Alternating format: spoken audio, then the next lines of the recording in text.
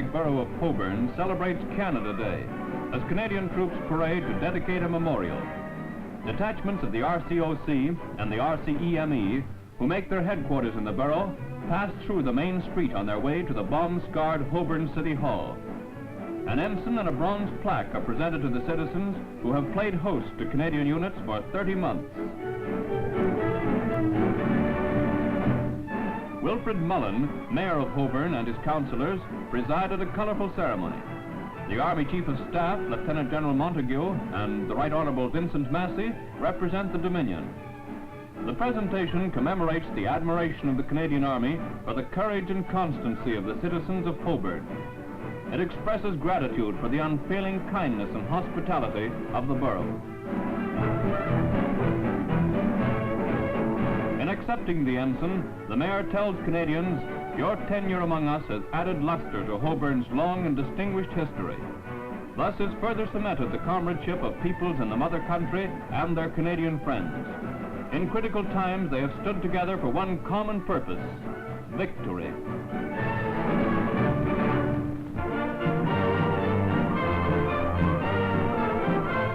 The Honourable John Bracken, leader of Canada's Progressive Conservative Party, visits a military hospital in England.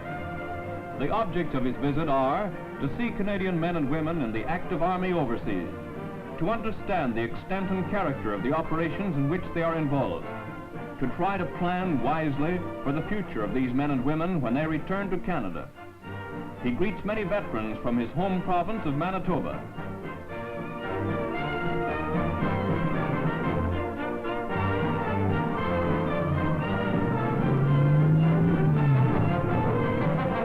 At 1st Canadian Army Headquarters on the Western Front, Mr. Bracken is welcomed by General Crerar. In the ops room, the GOC explains how buzz bombs are dealt with here. John Bracken states, "I'll tell folks back home that the Army knows its job and is doing it well."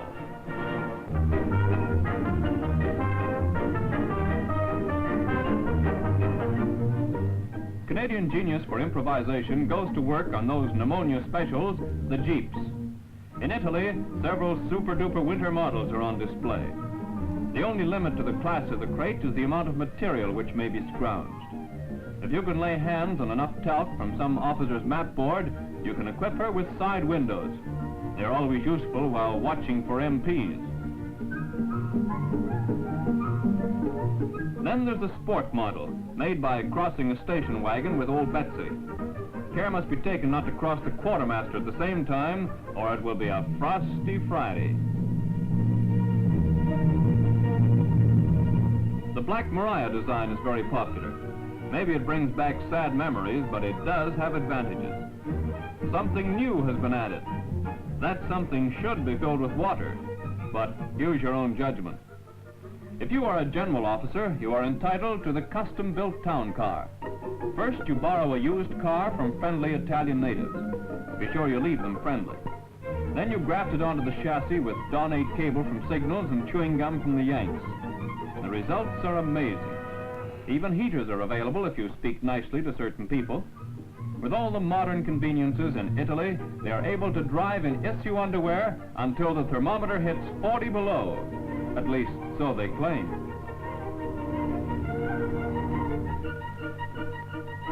Yes, the winterized Jeep is sure here to stay.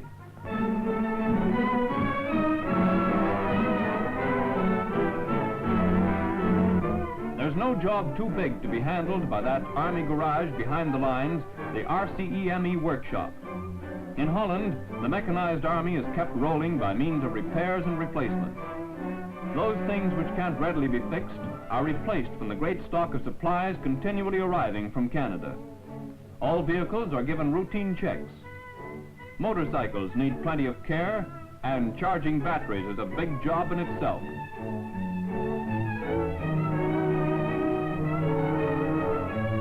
Precision work is turned out by lathe hands.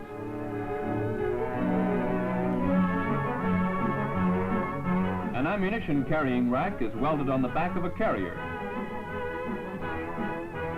In one corner of the workshop, a smithy operates. Every detail of every vehicle is attended to by experts. When action is taking place, They work at high pressure 24 hours a day to keep the Army moving.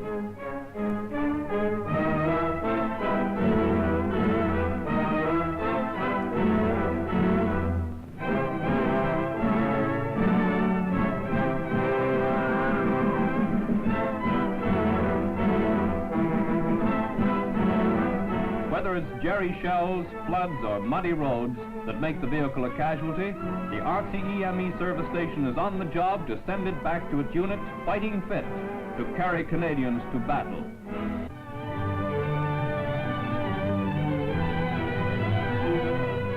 For the first time in several years, a typical Canadian snowstorm in miniature hit southern England. In the central area of London, nearly 2 inches of fluffy, damp snow covers everything. In the suburbs, as much as 4 inches make transportation difficult while delighting Canadians on leave. The harsh outlines of familiar landmarks are softened by winter's magic touch.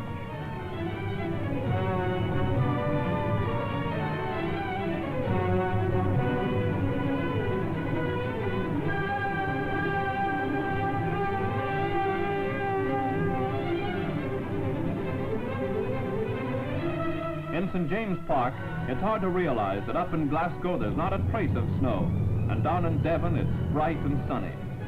The only hardship is caused to people in houses damaged by V-bombs. It's like old times back home to visiting servicemen and their friends. Snow shoveling squads are not necessary in London. Just wait a couple of days and inevitably it will rain. Thus, the whole problem is settled.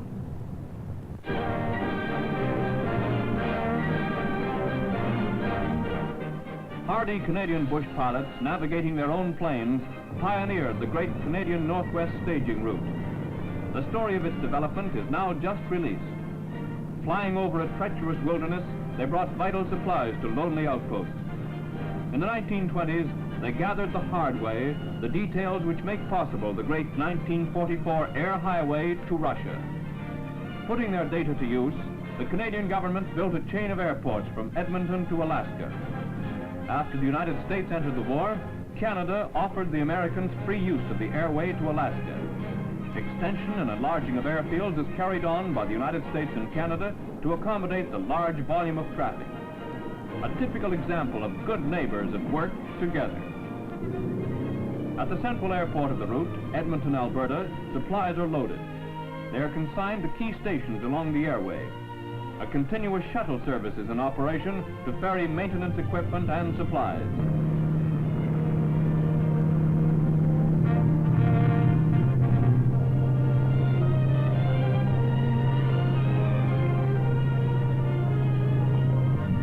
The first port of call is Fort St. John, an old trading post of the 90s.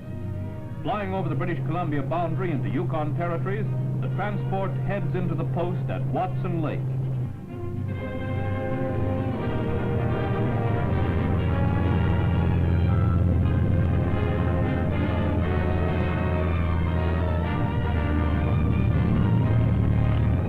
At Watson Lake, refueling is done by the United States Army Air Corps. Everything from bed springs to meat is unloaded as the precious octane fills the tanks for the next stage of the trip.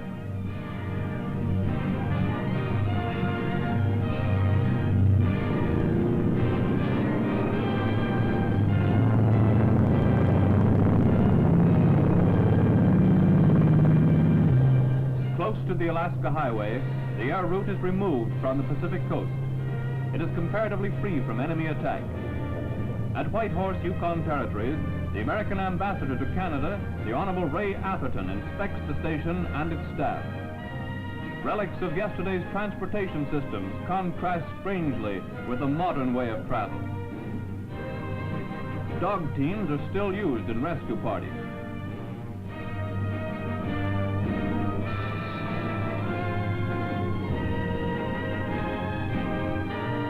The last stop on the journey before Siberia is Ladd Field, Fairbanks, Alaska. In the hangars of the United States Army Air Corps, dozens of American fighter planes are ready for their hop to Russia.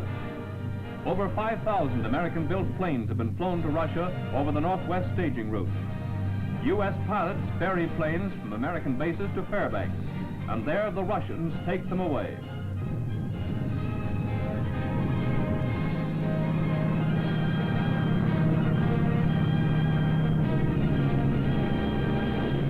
Now, through the friendly cooperation of two good neighbors, with a third across the Aleutians, another deadly arrow is on its way, aimed at the very heart of a doomed Germany.